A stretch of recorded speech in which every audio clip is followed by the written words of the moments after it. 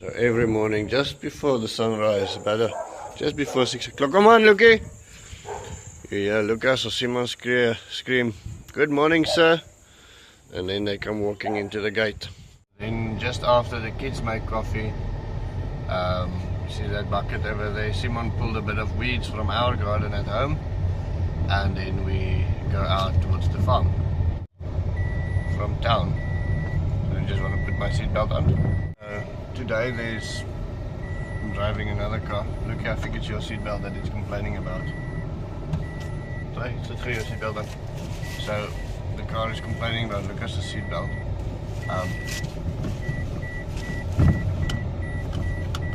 As you can see, what it looks like.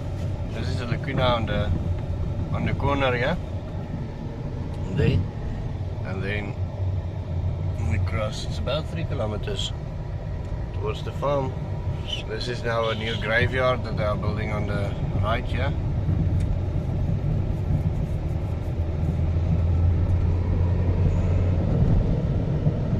Life is starting to come up.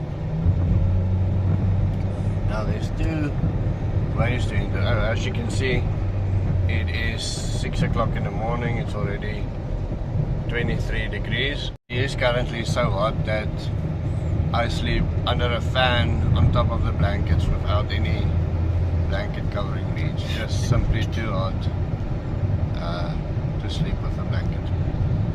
Here we then cross the railroad over a bridge. As you can see, a railroad down there. All the way from on that side. That is our catchment area. Now there's 2 ways to enter to the farm. The plot from this side. The other one is going down over here. This is where I used to collect rocks when we came with the pickup every morning. And then there's a shorter way, or a better road, you can almost say, this way. Both these roads are not official entrances. If you want to enter into the land officially from town, it is about 7 kilometers instead of this 3. So we built this little illegal little road, you can almost say, underneath a water culvert. Let me show you. So right next to our entrance, or opposite our entrance, there's this truck port. Maybe close this window. Oh, let me see.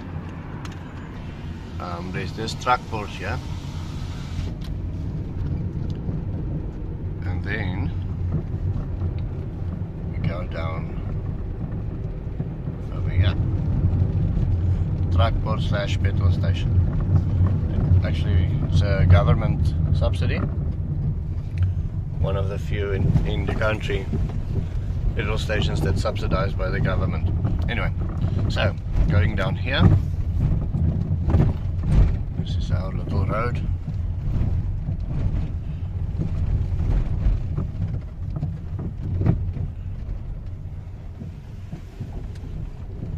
I'm trying to get another road to enter our farm straight from that main road. It's drawn on the city plans or the town plans, but I want to get it approved sooner so that I can start moving my office and my things to the plot, and then also that will help a lot with people, tourists. So this will used to be a little bit of graffiti on the walls here, but we painted it over.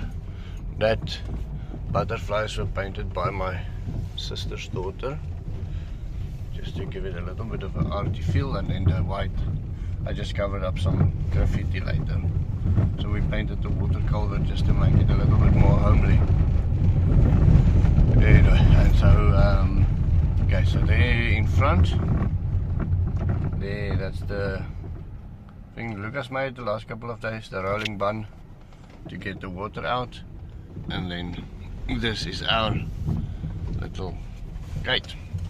We are running a little bit late this morning. I drove here and then I realized much of the way, for some reason, I didn't record, so I had to go back. Lucas already opened the gate this morning, and then we had to go back and record it again. So this is a water structure that we have in the river.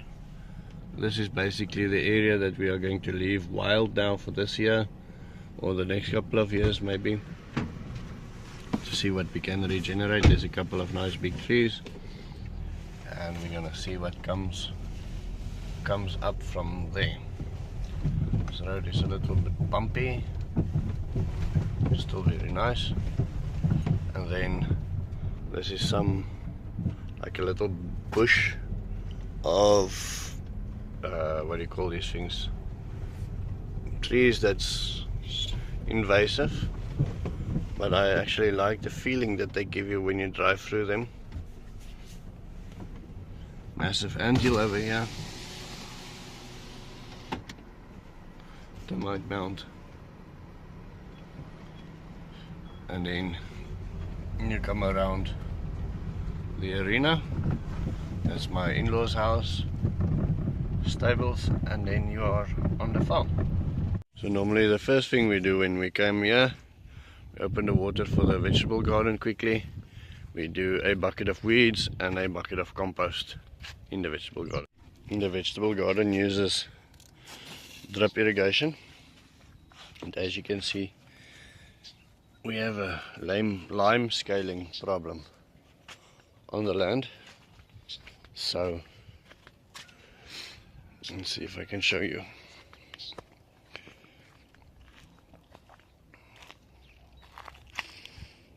This is a dripper, for instance, here. Everywhere where the water exits, you get lime scale. See, this is all little drippers, so that inhibits the flow of the water. We are planning on adding a lot of things to make that, filters and water systems and things, to reduce the lime scaling problem that we do have. But for now it is a problem. Anything with a small hole gets clogged up. There's also a little bit of zucchini coming out in the vegetable garden that we didn't plant. But I've been playing with the idea of planting trees in the vegetable garden and just letting them grow up, and then as soon as they shade out the vegetables, we just move the vegetable garden. This thing has been producing for us, for our families and for the workers, like you wouldn't believe. The amount of abundance you get when you start planting vegetables or start planting things is just incredible. But it is nicely covered. Little thorny edges thingies, it's covered from wind. I think it's actually a little bit covered from the cold as well. So this might be a place to grow some of the trees that we struggle to grow in other places. So this to me is pumpkin season. So against this hedge we planted loads of pumpkins. These are the first life coming up of the butternuts. And this one is a little bit older. And yeah, we planted quite a bit. All of those vegetables will probably be dead or be overtaken in the next couple of weeks by pumpkins. Pumpkin for me works quite well because it's a nice store of energy, keeps long, easy to plant, doesn't have a lot of diseases. It's not a lot of work, and we have too many spinach and too many things. So sacrificing this garden now for the next 3 months for pumpkins is okay. We have the one next door, the papaya patch, also produces more food than what we can eat. So as we're harvesting these veg, I'm not just gonna simply lose it or kill it. As we're harvesting those vegetables, the pumpkins will start taking over from one side. So the stance of the ducks this morning.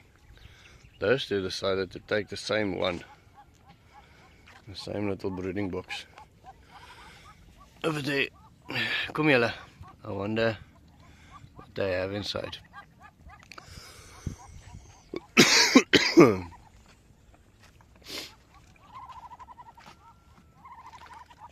We'll have to fill that thing up with water for them to give them a bit of a swimming chance as well. Adding a little bit more grass to the box. There you can see the first egg for that duck in our new boxes. It's afternoon. I had to quickly come to the farm at about 3 o'clock, and I've got some bad duck news. You see, there's 5 ducks, and there, I'm gonna try and zoom in. There's 5 duck eggs.